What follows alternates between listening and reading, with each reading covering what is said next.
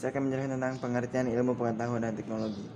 Apa itu ilmu? Kata ilmu berasal dari bahasa Arab alima dan berarti pengetahuan.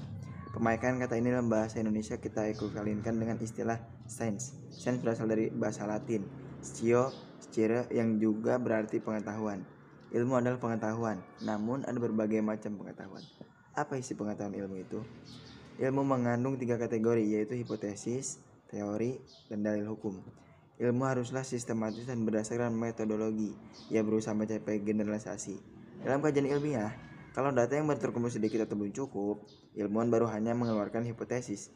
Hipotesis ialah dugaan pikiran berdasarkan sejumlah data. B. Pengetahuan. Secara etimologis, pengetahuan berasal dari kata dalam bahasa Inggris yaitu knowledge. Dalam Encyclopedia of Philosophy dijelaskan bahwa definisi pengetahuan adalah kepercayaan yang benar. Menurut Ghazalba, pengetahuan adalah apa yang diketahui atau hasil pekerjaan tahu. Pekerjaan tahu tersebut adalah hasil dari kenal, sadar, insaf, mengerti, dan pandai. Pengetahuan itu adalah semua milik atau isi pikiran. Yang kedua, pengetahuan ilmu, yaitu ilmu sebagai terjemahan dari sains yang berarti prinsipnya merupakan usaha untuk mengorganisasikan dan mensistemasikan common sense, suatu pengetahuan yang berasal dari pengalaman dan pengamatan dalam kehidupan sehari-hari. Yang ketiga, pengetahuan filsafat, yakni pengetahuan yang berasal dari pemikiran yang kontemplatif dan spekulatif. Pengetahuan filsafat lebih menekankan pada universalitas dalam kedalaman kajian tentang sesuatu. Yang keempat, pengetahuan agama, yaitu pengetahuan yang hanya diperoleh dari Tuhan lewat para utusannya. Pengetahuan agama bersifat mutlak dan wajib diyakini oleh para pemeluknya. MC, perbedaan ilmu dan pengetahuan. Pada Kamus Besar Bahasa Indonesia atau KBBI, ilmu disamakan artinya dengan pengetahuan. Dari asal katanya, kita dapat ketahui bahwa pengetahuan diambil dari kata bahasa Inggris yaitu knowledge, sedangkan ilmu diambil dari science dan peralihan dari kata Arab alima, ilm. Untuk memperjelas pemahaman kita perlu juga dibedakan antara pengetahuan yang sifatnya pra-ilmiah dan pengetahuan ilmiah. Pengetahuan yang bersifat pra-ilmiah ialah pengetahuan yang belum memenuhi syarat-syarat ilmiah pada umumnya. Sebaliknya, pengetahuan ilmiah adalah pengetahuan yang harus memenuhi syarat-syarat ilmiah. Pengembangan iptek. Manusia menemukan iptek karena manusia kembali pada jalan pikiran yang rasional. Setelah manusia berhasil memperdalam ilmu pengetahuan, maka produk dari ilmu tersebut adalah teknologi. Ilmu pengetahuan berkembang melangkah secara bertahap menurut dekade waktu dan menciptakan zamannya dimulai dari zaman pra-Yunani kuno. Pada masa ini manusia masih menggunakan batu sebagai peralatan, oleh karena itu zaman ini disebut zaman batu, yang berkisar antara 4 juta tahun sampai 20.000 tahun. Tahun pada zaman ini ditandai oleh kemampuan know-how dalam kehidupan sehari-hari yang didasarkan pada pengalaman. Kedua, pengetahuan yang berdasarkan pengalaman. Ketiga, kemampuan menemukan abjad dan sistem bilangan alam. Keempat, pemikiran manusia ke tingkah abstraksi. Kelima, kemampuan menulis. Keenam, kemampuan meramal suatu peristiwa. Zaman Yunani kuno. Zaman Yunani kuno pada masa itu dianggap sebagai gudang dari ilmu dan filsafat. Abad pertengahan. Zaman abad pertengahan itu disebut juga zaman para ilmuwan yang masa ini hampir semua adalah para teolog. Zaman Renaissance ditandai sebagai era kebangkitan kembali pemikiran yang bebas dari dogma-dogma agama. Renaissance ialah zaman peralihan ketika kebudayaan pertengahan mulai berubah menjadi suatu kebudayaan modern. Manusia pada zaman ini adalah manusia yang merindukan pemikiran yang bebas. Manusia ingin mencapai kemajuan atas hasil sendiri tanpa campur tangan dari ilahi. Penemuan-penemuan ilmu pengetahuan sudah mulai dirintis pada zaman Renaissance. Ilmu pengetahuan yang berkembang maju pada zaman ini adalah pada bidang astronomi. Zaman modern ditandai dengan berbagai penemuan dalam bidang ilmiah. Ilmu pengetahuan pada zaman modern sesungguhnya sudah mulai dirintis pada zaman Renaissance. Tokoh René Descartes, tokoh yang terkenal sebagai bapak filsafat modern, beliau juga seorang ahli dalam ilmu pasti.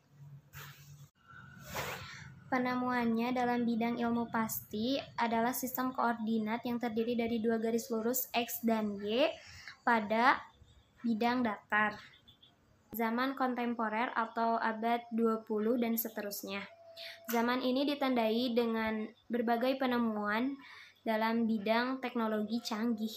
Teknologi komunikasi dan informasi termasuk salah satu yang mengalami kemajuan yang sangat pesat. Mulai dari penemuan komputer, satelit, internet, dan lain sebagainya. Perkembangan iptek yang saat ini terjadi berawal dari dunia barat yang mengakhiri masa kegelapan The Dark Age. Lahirlah era yang disebut dengan sejarah Renaissance dan humanisme. Setelah ilmu pengetahuan yang terus-menerus berkembang, puncak dari pemikiran manusia yang disebut modern itu yakni lahirlah revolusi industri. Revolusi industri lah yang menjadi cikal bakal adanya teknologi. B. Pancasila sebagai dasar pengembangan ilmu pengetahuan dan teknologi. Menurut Kartasasmita di dalam bukunya tahun 1994 halaman 13 yaitu disebutkan bahwa iptek sebagai asas pembangunan dan sebagai salah satu bidang pembangunan yang sejajar dengan bidang pembangunan lainnya. Maka secara sadar kita mengakui dan memahami bahwa betapa pentingnya iptek bagi kehidupan bangsa dan negara kita, terutama dalam menjamin kesinambungan pembangunan nasional.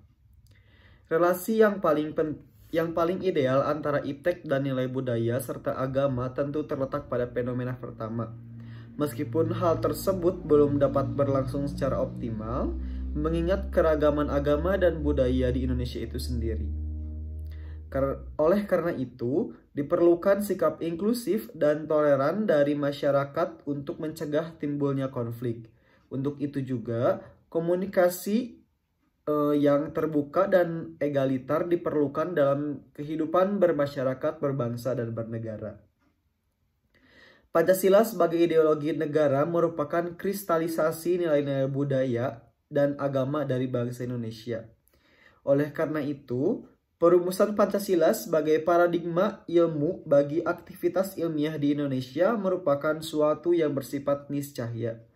Sebab pengembangan ilmu yang terlepas dari nilai ideologi bangsa justru dapat mengakibatkan tumbuhnya sekularisme seperti yang terjadi pada zaman Renaissance di Eropa. Adapun nilai-nilai Pancasila sebagai pengembangan ilmu pengetahuan dan teknologi yang terkandung dari setiap sila-sila Pancasila yang diuraikan sebagai berikut. Yang pertama, nilai ketuhanan sebagai dasar pengembangan ilmu. Ketuhanan yang Maha Esa, sila ini memberikan dasar bahwa iptek tidak hanya memikirkan apa yang ditemukan, apa yang dibuktikan, dan yang diciptakan, tetapi juga harus dipertimbangkan maksud dan akibatnya.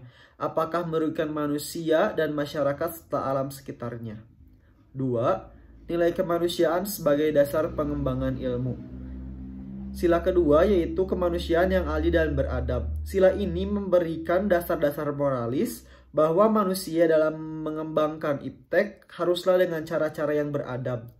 Iptek bukan untuk kesombongan, kecongkakan, dan keserakahan manusia, tapi demi untuk meningkatkan harkat dan martabat manusia itu sendiri. 3. Nilai persatuan sebagai dasar pengembangan ilmu. Sila ketiga yaitu Persatuan Indonesia. Sila ini mendasari bahwa iptek hendaknya dapat menumbuhkan rasa nasionalisme, rasa kebesaran negara, serta rasa keluhuran bangsa sebagai bagian dari umat manusia di dunia. Itu menurut Kaderi di dalam bukunya tahun 2015 di halaman 193. Lanjut nomor 4 yaitu nilai kerakyatan sebagai dasar pengembangan ilmu. Sila keempat yaitu kerakyatan yang dipimpin oleh hikmat kebijaksanaan dalam permusyawaratan perwakilan. Sila ini mendasari bahwa pengembangan iptek itu haruslah bersifat demokratis. Yang terakhir adalah nilai keadilan sebagai dasar pengembangan ilmu. Sila kelima atau sila terakhir yaitu keadilan sosial bagi seluruh rakyat Indonesia. Sila ini sebagai dasar dalam pengembangan iptek dalam menjaga keseimbangan keadilan dalam kehidupan manusia. C. Urgensi kedudukan Pancasila sebagai dasar pengembangan iptek. 1. Urgensi Pancasila sebagai dasar pengembangan ilmu. Kemajuan iptek tidak selalu memberikan dampak positif bagi proses kemandirian dan sikap menghargai hasil produktivitas dalam negeri. Bahkan tidak jarang, karena kemajuan tersebut, generasi muda kita mulai kehilangan spirit atau semangat dalam mempertahankan nilai-nilai budaya yang sudah tertanam sejak dahulu kala. Kehilangan spirit ini boleh jadi disebabkan oleh romantisme budaya yang semakin berkembang akibat tergerus oleh implikasi globalisasi yang syarat dengan kebebasan. Itu menurut Ilahi yang ditulis pada tahun 2012 di halaman 127. Ada pertanyaan, apakah ilmu itu bebas atau tidak? Menurut Surajio, tahun 2004 di halaman 134, paling tidak ada 3 faktor sebagai indikator bahwa ilmu pengetahuan itu bebas nilai, yaitu yang pertama, ilmu harus bebas dari pengadaian, yakni bebas dari pengaruh eksternal seperti faktor politis, ideologi, agama, budaya, dan unsur kemasyarakatan lainnya. Yang kedua, perlunya kebebasan usaha ilmiah agar otonomi ilmu pengetahuan terjamin. Kebebasan itu menyangkut kemungkinan yang tersedia dalam penentuan diri. Yang tiga, yang C, penelitian ilmiah tidak luput dari pertimbangan etis yang sering dituding menghambat kemajuan ilmu karena nilai etis itu sendiri bersifat universal. Alasan diperlukannya Pancasila sebagai dasar nilai pengembangan ilmu. Yang pertama, pluralitas nilai yang berkembang dalam kehidupan bangsa Indonesia dewasa ini seiring dengan kemajuan itu menimbulkan perubahan dalam cara pandang manusia tentang kehidupan. Yang kedua, dampak negatif yang ditimbulkan kemajuan itu terhadap lingkungan hidup berada dalam titik nadir yang membahayakan eksistensi hidup manusia di masa yang akan datang. Yang ketiga, perkembangan iptek yang didominasi negara-negara barat dengan politik global ikut mengancam nilai-nilai khas dalam kehidupan bangsa Indonesia seperti spiritualitas, gotong royong, solidaritas, musyawarah, dan cita rasa keadilan.